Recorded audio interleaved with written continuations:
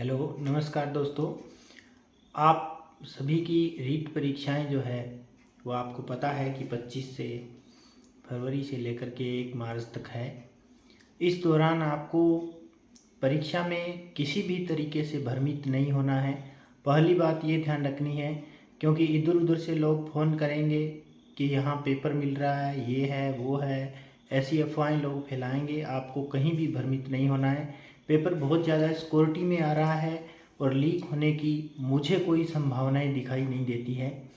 दूसरी बात ये है कि परीक्षा देने से पहले आप लोगों को क्या करना चाहिए। अब सिर्फ आपके पास 3 दिन ही बचे हैं, तो इन 3 दिनों में आपको मैं समझता हूँ कि कम से कम 3 प्रैक्टिस सेट आपको करने चाहिए।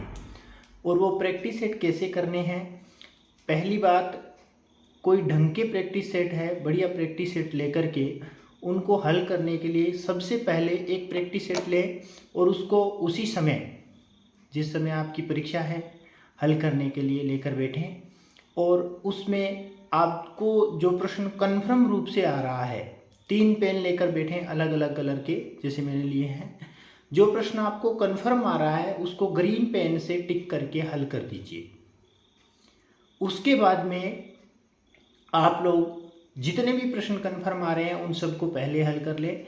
उसके बाद दूसरे तरीके के जो प्रश्न होंगे वो ऐसे प्रश्न होंगे जिनमें आप 2 ऑप्शन में कंफ्यूज होंगे, यानी कि कोई भी 2 ऑप्शन बाहर हो जाएंगे और कोई 2 ऑप्शन जिनमें आप कंफ्यूज होंगे, उन प्रश्नों को आप ब्लू पेन से टिक कर लें और फिर उनको हल करें।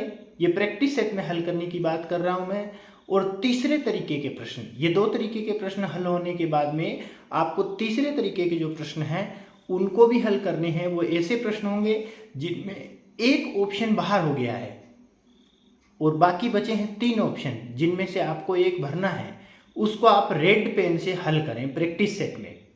उसके बाद उस प्रैक्टिस सेट की एनालिसिस करें कि आपके कन्फर्म आने वाले कितने सही कितने गलत हैं।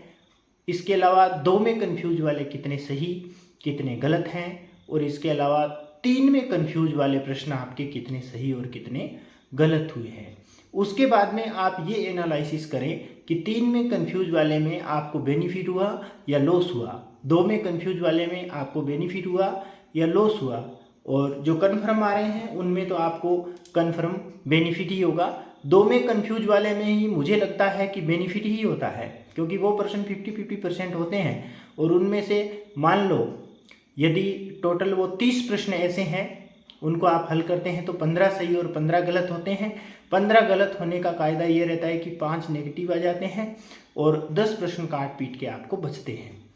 और मुझे लगता है कि 2 में कंफ्यूज वाले प्रश्न आपको हर हाल में हल करने चाहिए, भले ही नेगेटिव मार्किंग हो। कुछ लोग ऐसे होते हैं जिनके 3 में कंफ्यूज वाले प्रश्न भी जो है उनके बेनिफिट बचता है काट पीट के। जैसे मैं अगर कोई प्रश्न पत्र इस तरीके से हल करता हूँ तो 3 में कंफ्यूज वाले में मुझे माइनर बेनिफिट बचता है। इसलिए आपको प्रश्न पत्र के इस एरिया से एंगल से हल करके और एनालिसिस बनाना है एक प्रश्न पत्र का। यदि आपको इस प्रश्न पत्र में 3 में कंफ्यूज वाले में बेनिफिट हो रहा है तो आप दूसरे प्रश्न पत्र का जो हल आप करें, दूसरे प्रश्न पत्र को जब हल करें उसमें भी 3 वाले करें और चेक करें कि आपको बेनिफिट हो रहा है या नहीं हो रहा है। और अगर उसमें बेनिफिट नहीं हो रहा है, लॉस हो रहा है, नेगेटिव ज़्यादा जा रही है, तो आप उनको छोड़ दें, सिर्फ 2 में कंफ्यूज वाले और कन्फर्म आने वाले प्रश्नों को ही हल करें। अगर आप दूसरे प्रैक्टिस सेट में इस तरीके से प्रश्न पत्र को हल करते हैं और देखते हैं कि आपके इतने नंबर बने, इसके बाद एक प्रश्न पत्र ऐसा ही हल और करिए और इन तीनों में से आपको जो बेस्ट लगे, सूटेबल लगे, उस तरीके को आप एग्जाम में आजमाइए। आपको निश्चित रूप से ऐसा करने से मुझे लगता है 5 या 7 प्रश्न जो आपके गलत होने थे उनका नुकसान होना बच जाएगा। दूसरी बात यह है कि कुछ प्रश्न ऐसे होते हैं जो आपको नहीं आते, बिल्कुल ही नहीं आते। उन प्रश्नों को छेड़ने का कोई मतलब नहीं है, उन पर फालतू दिमाग भी खराब नहीं करना है। एक बात और आप ध्यान रखें कि जैसे प्रश्न पत्र के अंदर कई बार क्या है, प्रश्न पत्र ही ऐसा आ जाता है कि मुश्किल से 40% प्रश्न ही बच्चे हल कर पाए, तो ऐसे प्रश्न पत्र की स्थिति में आपको घबराना नहीं है।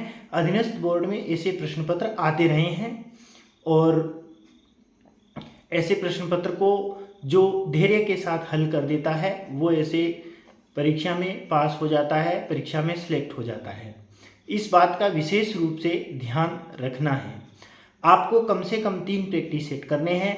तीनों प्रैक्टिस सेट में अलग अलग तरीके से हल करने हैं। जैसे कि पहले प्रैक्टिस सेट में आपने कन्फर्म पर्सन और डबल कन्फ्यूज को एक साथ ही किया, और मेरा मानना ये है कि कन्फर्म पर्सन और डबल कन्फ्यूज को पहले राउंड में ही आप हल कर दें, और गोले जैसे आपने 20 प्रश्न किए उसके बाद 20 गोले जो हैं आप भर दें, 25 किए 25 भर दें।